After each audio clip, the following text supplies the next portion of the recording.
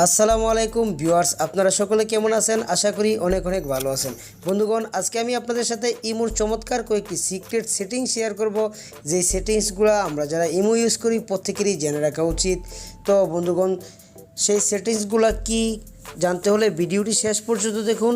তো বন্ধুগণ, ভিডিওটি শুরু করার আগে আমি আপনাদের কাছে ছোট্ট একটি রিকোয়েস্ট করব, আপনি যদি ভিডিওটি দেখার পর আপনার কাছে ভালো লাগে আপনার বন্ধুর সাথে শেয়ার করবেন, এবং এই ধরনের আরও নতুন নতুন টিপস অ্যান্ড ট্রিক্স পেতে প্লিজ এই ভিডিওটি নিচে দেখুন এরকম রেড কালারে লেখা রয়েছে সাবস্ক্রাইব, ওখানটা একটি ক্লিক করে সাবস্ক্রাইব করে রাখবেন। পাশে একটি নোটিফিকেশন বেল আইকন পেয়ে যাবেন, বেল আইকনটিতে ক্লিক করে এনাবল করে রাখবেন এই চ্যানেলের দেওয়া প্রত্যেকটি ভিডিও সবার আগে উপভোগ করার জন্য। তো হ্যালো ভিউয়ার্স, এই মুহূর্তে আপনারা দেখছেন প্রবাসী টেকনিক বাংলা। আপনাদের সঙ্গে আছি আমি আপনাদেরই বন্ধু মোহাম্মদ জামশেদ। সো বন্ধুগণ, চলুন শুরু করা যায়।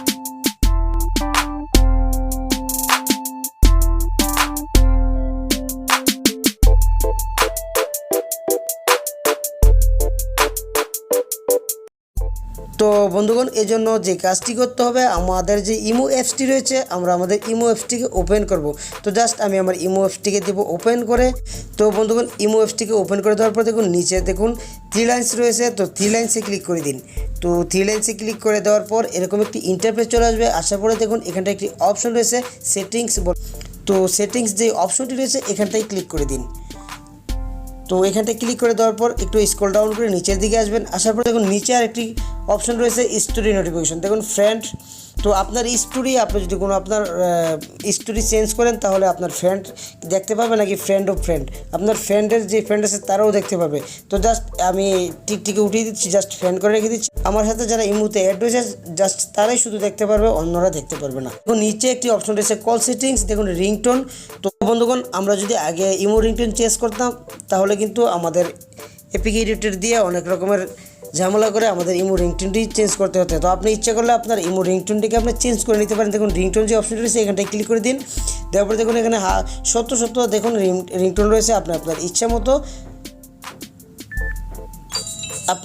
মতো যে কোনো একটা সিলেক্ট করে নিতে পারেন।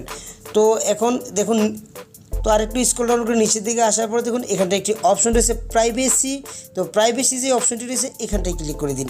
তো এখানটায় ক্লিক করে দেওয়ার পরে দেখুন এখানটায় রিয়েল টাইম সেট একটি অপশন রয়েছে, দেখুন এখানটায় টিক রয়েছে, এই টিকটিকে উঠিয়ে দেন।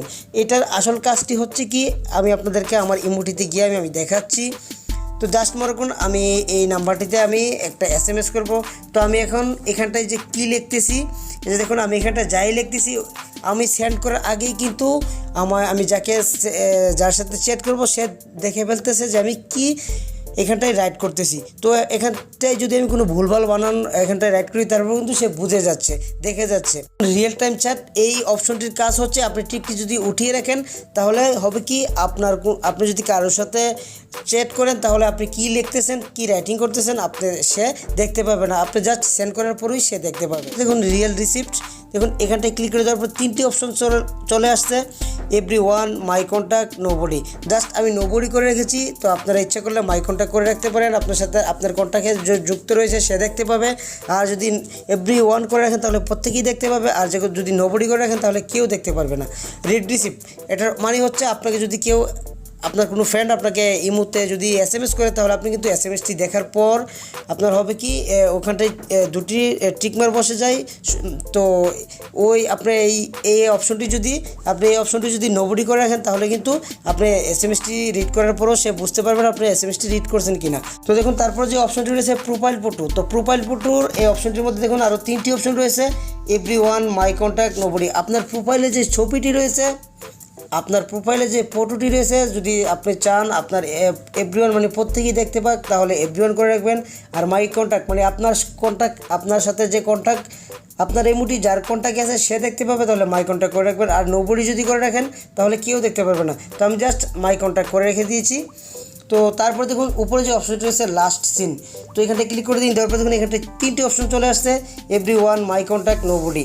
তো আপনি যদি এভরিওয়ান করে রাখেন তাহলে আপনি কোন সময় কতটার সময় আপনি অনলাইনে ছিলেন দেখতে পারবে প্রত্যেকেই। আর মাই কন্ট্যাক্ট করে রাখলে আপনার সাথে যে কন্ট্যাক্টে যুক্ত আছে সেই দেখতে পারবে। আর নোবডি যদি করে রাখেন তাহলে কেউ দেখতে পারবে না। দেখুন আমি নোবডি করে রেখেছি।